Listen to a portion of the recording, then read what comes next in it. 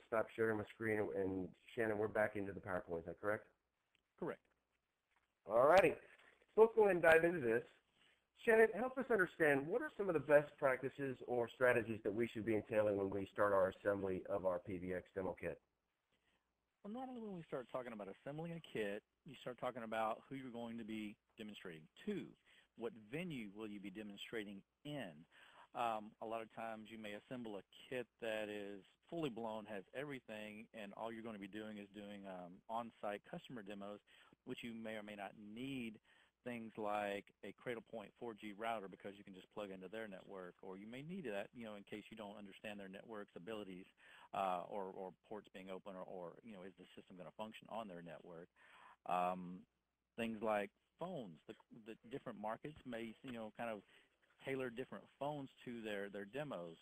If you're going into a market in which a VBX 500 or 600 is not going to be a marketable device because of the cost or the features of it, you may want to only show a VBX 300 and 400 in your kit. Different features may be predominant in your market versus others, like the call recording or call center or hosted fax, things like that. Not the physical equipment, but the actual features you build into your PBX may be prevalent in your environment as well. So what any good salesperson has ever told me is you always need to know your customer base, know your environment, know what you're walking into, and so you'll be prepared with all your battle cards, your physical kit, your feature sets, everything you want to wow that customer with, to get that hook into their minds to be able to draw them to you versus the 3 other quotes they may have sitting on their desk. So next slide, please. Or am I in control of the slides? I can make you in control of your slides. I don't mind though, but yeah, let me do that. Sure. Okay, I got it. Okay, so what to include in your physical demo itself, what you're going to show that client after you've got to know your client through conversation, after you've tailored your kit to that conversation you're going to have with that client. What are you going to show them? What are you going to wow them with? A lot of times you're all obviously going to start with the phones itself. What features on the phones that will best suit their environment? What can you show them that they don't already know? A lot of times they want to see convenience of buttons on the phone, be able to see convenience of processes, how easy it is to make a call, the quality of that call, how easy it is for me to transfer and manage the calls coming into my company from a receptionist environment or a call center environment versus an auto attendant kind of a deal. One of the most successful partners that I've ever had the fortune to do business with, she would take her kit, her demo kit, whether it was demo kit in a box or whether it was a showroom kit that they would bring people into their facility and show, which we can help you kind of design either one of those if you'd like, is she would get a little bit of information from the client, a few names, how they generally wanted their business to run now versus, on our system. And then she would take that kit, she would design the call flow already in place when the client came to that demonstration.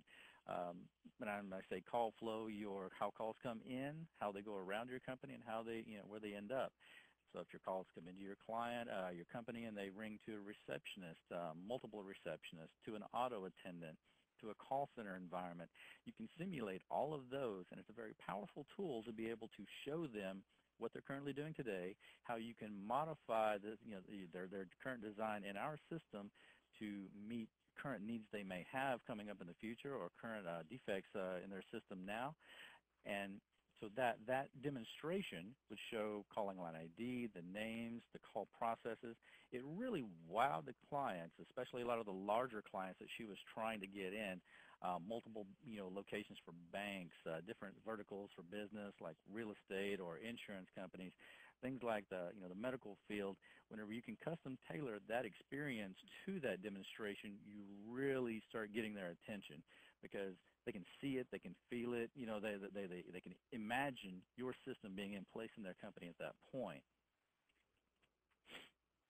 And really what wows the customer, and this again goes right back to your environment, your market that you're selling in. If you have a large market that's going into, you're going into a doctor's office, they're going to want to know communication conveniences. If you're going into an insurance company, they may want to know how do you manage volume of their calls, things like that. One of the things we tend to show, just to kind of throw a few ideas out there, is how to demonstrate simultaneous rings, and that gives them the understanding of how can calls be accepted by many people within the company without losing calls. Losing calls means losing business. You never want to show a process in which they don't understand how a call is going to be handled and not get to a dead end or get to dead air or get to a voicemail if they desire to have a call picked up and then the first 3 rings kind of an environment, which most environments, they really want to hear the voice of someone. They want to know they're getting the attention they need to be able to drive their request to your client or to your company. One good example of that would also be call pull. I go back to the doctor's office example on that, is where doctor's at his desk and he's having a call with his desk phone, and he needs to leave the office, or he gets an emergency call, or any kind of place where he needs to leave the facility and go out into the world, but wants to maintain that call through the in-command app on the phone with the professional seats. You're having a conversation on your phone. You hit call pull on the app. It pulls the call from your phone to the application on your cell phone.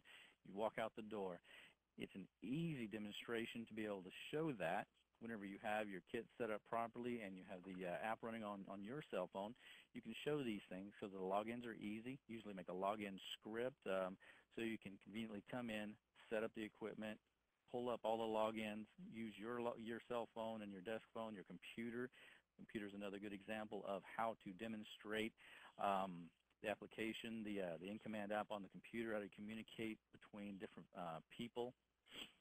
So you can kind of start painting that picture, that image of being able to choose the right equipment, the right features, have your run sheet with all your sign-up information to sit down and do your demonstration, go through your run sheet of what exactly you want to show that client tailored to their needs. One of the challenges I see a lot of times with salespeople, sales engineering, is they show up and you just start demonstrating a lot of different features, a lot of things that the customer may not be interested in, may not even care about. We call it show up and throw up, never advisable. And a lot of times whenever you're doing that, you're not paying attention to the client's the client's physical feedback they're giving you. You may start, going through a series of information. The client may sit back in his chair and fold his arms. He loses interest in what you're showing him at that point.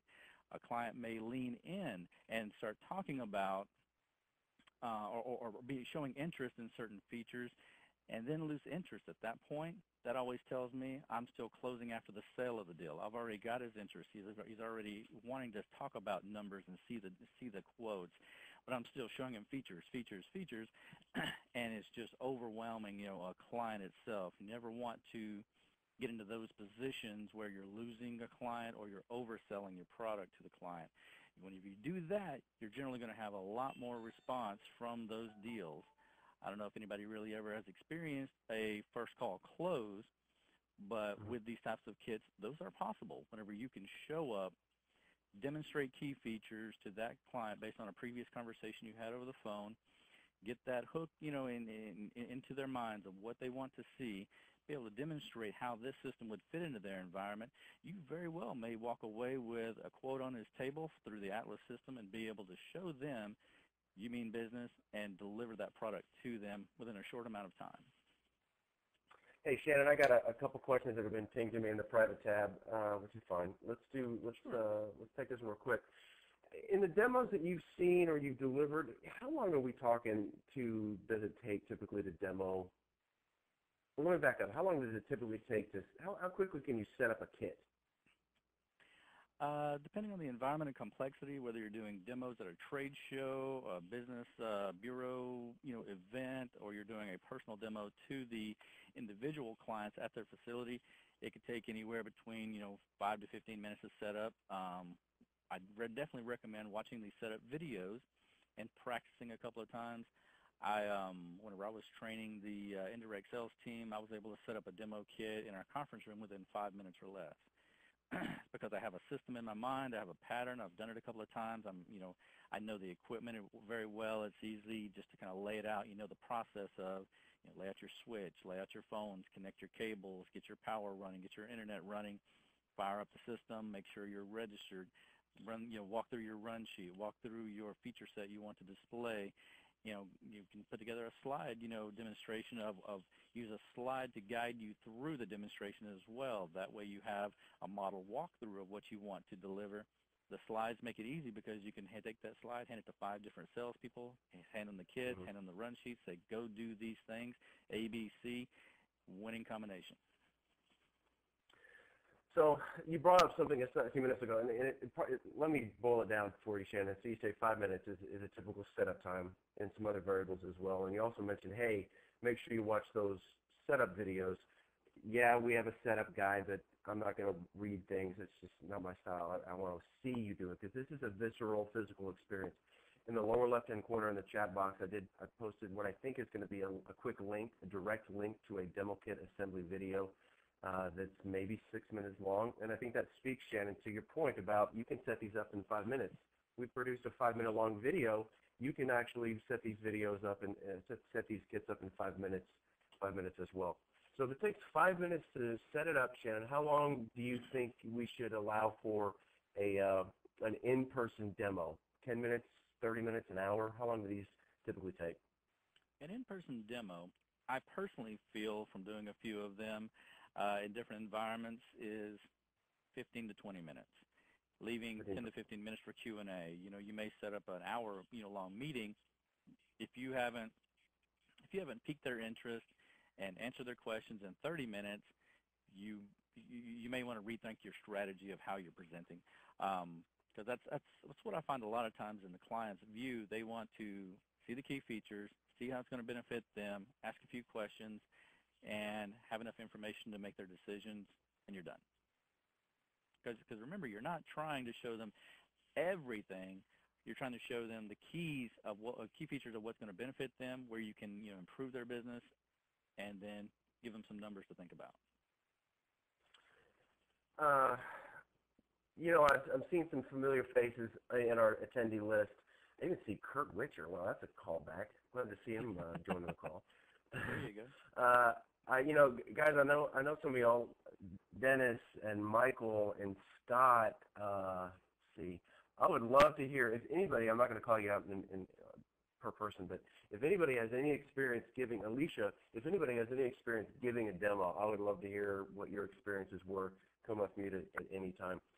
I got another question that came in here too, and this is actually a really, really good question that I might even struggle with. But how about doing a demo virtually? If you and I were demoing this, or if you were demoing this to me, or vice versa, what kind of considerations would you need to take into consideration if demoing this virtually? Demoing virtually is a serious challenge that you may come across. A lot of times there you have to have good imagery to be able to show those type of things. If you want to put together a presentation that drives maybe some YouTube videos, some unbranded YouTube videos that we have on our ANPI website that you may want to talk with marketing about and becoming, your videos on your resources. A lot of times whenever I'm doing a training and demonstration of some kind, I like to make it multimedia, kind of an approach to where I'll play a video, then I'll talk about the features, from that video, maybe a supporting slide. When you're talking about demonstrating in-command, there's a in-command sync app for Android phones where you can actually show the in-command app on your cell phone in the webinar and complete functionalities in the webinar live if you want to as well. There's a couple of key components there that'll drive their interest to be able to get them coming back for the next session, or being able to ask for a quote to give you, to give you that feedback that you're looking for. So it's usually imagery, video, and brief demonstrations of things like presence or in command that I usually drive in those environments. Hey, Bill, from the marketing team, Bill says that I've demoed virtually by using the device training videos from ANPI or YouTube. I guess, Bill, if you want to come off mute and kind of explain that, although it is somewhat self-evident. Any insights you want to share in that regard? Yeah, what I've used there is I haven't used the sound from those videos. I used the graphics, and Shannon's exactly right. very difficult to do a virtual demo because you don't have product in front of them to show them. So the devices are always the most difficult part because they really demand the touch and feel and look aspect of it. But those training videos, the device videos for the VVX 400 or the 500, those are real good, and they step through what you can do with it, and they're colorful, and they have motion, and if you provide the words on top of it, I have found that that's useful to show what the devices can do. That's really my own input there. Shannon hit on some good things, too, about demoing software isn't that hard, but demoing hardware is difficult. Absolutely. That's good on those videos. When it comes down to repurposing our videos, our device videos or our demo videos, I think our star pupil is Futiva. Go check out Futiva's site. Go check out their e-learning tab or their learning videos tab. They've really, really maximized the white labeling or the co-branding of our videos, and they're using them what I think is perfectly. So Shannon, let's keep this thing moving. I think we've brought some good questions here. Let's keep moving. I think you wanted to move into the presence component, which I know you can demo. Yeah, let's stay here with the presence. You can demo that virtually, though, right?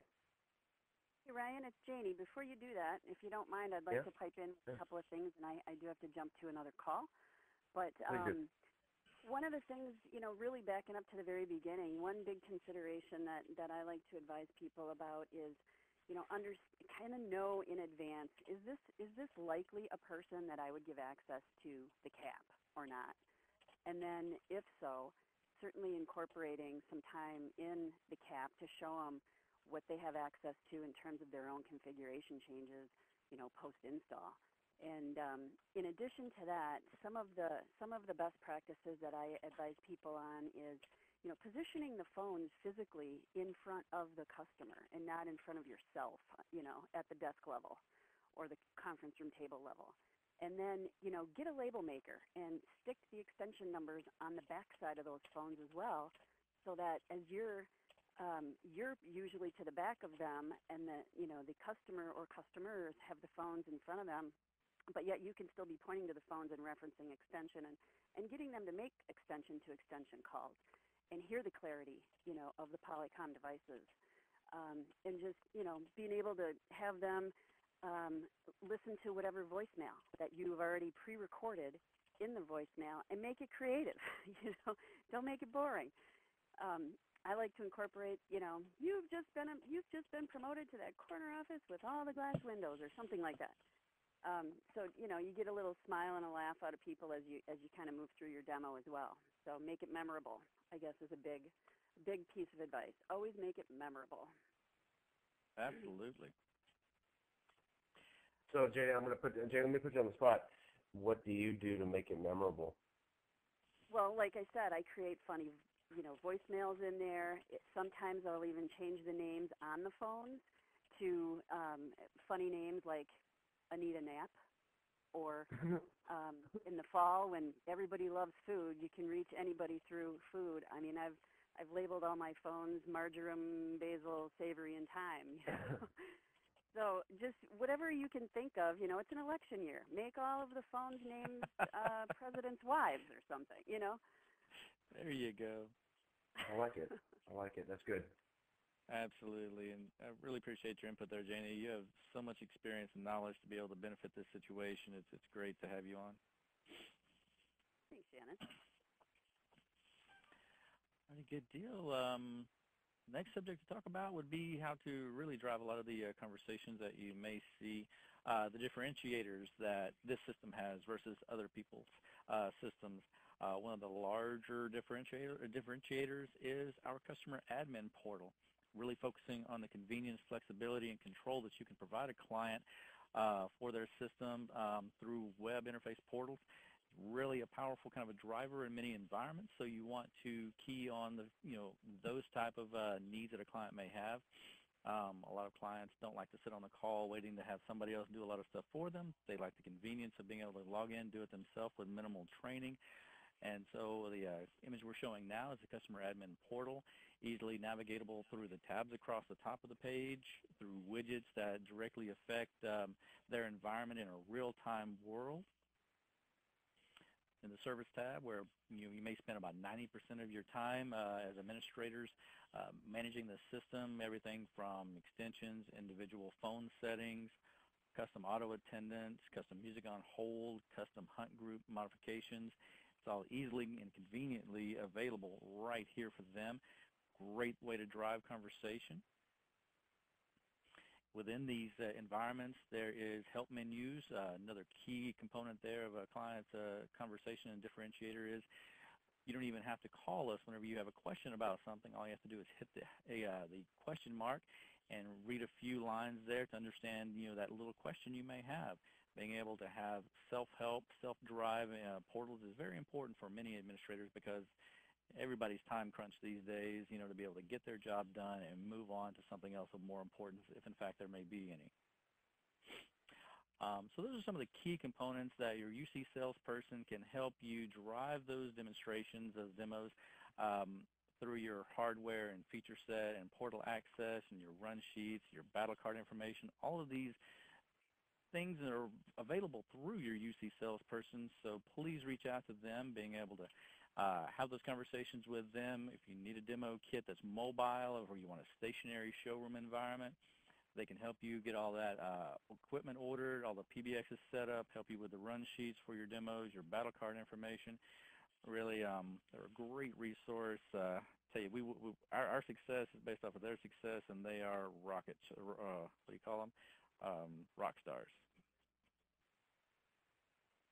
Any questions or any comments about the demo, the environment, the equipment, how you normally set it up and run it? Anything at all? So Shannon, let me jump in and kind of point them to some resources. If you're in the full version of the web browser, I've opened up if you're in the full version of the client, I've opened up a new tab, and we have, over the last 9 months, put out dozens, if not 100 or so videos specifically addressing the customer administration portal, Atlas, devices, even some of the pre-recorded webinars as well. So much of what we were going over today is replicated on our YouTube channel, in our resource center as well. These videos are broken into 90-second videos into specific tasks to make them really easy to digest. And if you're not in the full version of the client, I also put the link to our YouTube playlist and the chat feature so you can document that for later resources as well. So I think it's going to be a real good resource to kind of drive home some of the points we're trying to convey today. I'll leave that tab open. If you can navigate your tabs, go back to the tab that says 2.3 WOW Demo. I'll pull that back up on top, and let me kind of spin through the last couple concepts that we're going to cover this morning. So as we start to wrap things up, if you do have a question, come off mute if you like with *1 or put a question or a comment in the chat box in the lower left-hand corner. As a reminder, we've got some new hosted UC enhancements. Hosted fax is now available, and there are two options for that. There's a shared fax as well as a personal hosted fax. Call recording as well is a new enhancement. It's an improvement. Calls can now be always recorded or set to be recorded on demand. So there's some new functionality and enhancements in both our fax offering as well as our call recording offering. Hopefully today where we landed was we've built for you a better comfort level in assembling a PBX. And again, I know I'm repeating myself, but that's key.